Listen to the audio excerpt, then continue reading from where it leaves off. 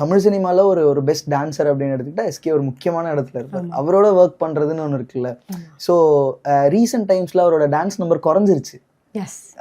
But பராசக்தியில 3 பாட்டு இருந்திருக்கு, 3லுமே dance இருக்கு. அண்ட் உங்களோட பாட்டுல ஒரு ப்ராப்பர் டான்ஸ் தீமாவே இருக்கு. ஸோ ஒர்க்கிங் வித் எஸ்கே அது எப்படி இருந்தது? Working with SK sir, so இப்போ நம்ம எப்போ இதை ஷூட் பண்ணோம்னா டிசம்பர் 2025, ஒரு வருஷத்துக்கு முன்னாடி, ஒரு வருஷம் முன்னாடி டிசம்பர் 2024 நாங்கள் ஷூட் பண்ணோம். படம் ஆரம்பித்த புதுசில் என் கசன் படம் ரோல் பண்ண உடனே ஃபர்ஸ்ட் ஸ்கெடியூல்லே நாங்கள் அதை ஷூட் பண்ணிட்டோம். சார் வந்து அப்போ தான் அமரன் முடிச்சுட்டு வந்திருக்காரு.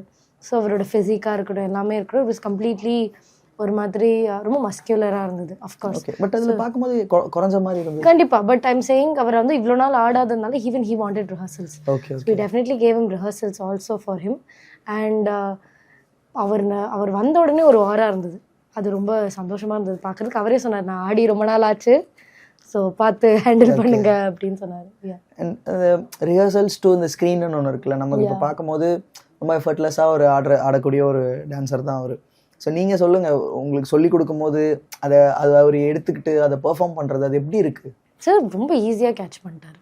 சாருக்கு வந்து பெரிய ப்ராப்ளமே கிடையாது. ஒரு வாட்டி ஆடி காமிச்சாலே ஓ இதுவா ஓகே டன் அப்படின்னு பண்ணிட்டாரு. அவர் என்ன மேக்ஸிமம் 2-3 டேஸ் ரிஹர்சல் எடுத்துக்கிட்டாரு. அதுவும் ஜஸ்ட் ஃபார் மெமரி. இப்போ ஏன்னா எங்களுக்கு வந்து ஷூட் டேல டைம் கிடையாது ரிஹர்ஸ் பண்ணுறதுக்கு. நாங்கள் 2.5 டேஸில் ஃபுல் சாங்கும் ஷூட் பண்ணோம்.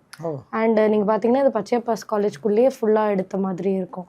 இப்போ 2.5 டேஸில் வந்து இப்போ சுதா மேம் ரொம்ப ஃபாஸ்ட்டாக ஷூட் பண்ணுவாங்க, ரவி கே சந்திரன் சாரும் ரொம்ப ஃபாஸ்ட்டாக ஷூட் பண்ணுவாங்க. ஸோ இது எல்லாத்துக்குமே இருக்கும்போது அங்கே அந்த டைமில் கொரியோகிராஃபி பண்ணுறதுக்கு நம்மளுக்கு எதுவுமே கிடையாது. எல்லாமே முன்னாடியே ப்ரீ பிளான் பண்ணி போய் எடுத்தது தான். இதுக்கு நடுவில் சீன்ஸ்லாம் வேறு எடுத்தாங்க. ஸோ வந்து சாரையும் கிட்டத்தட்ட சாருக்கு பிரேக்கே கிடையாது. அவர் ஒரு ஷாட் எடுத்தாங்க, அடுத்த இடம் அடுத்த ஷாட், அடுத்த இடம் அடுத்த ஷாட், அந்த மாதிரி போச்சு. So it was very nice.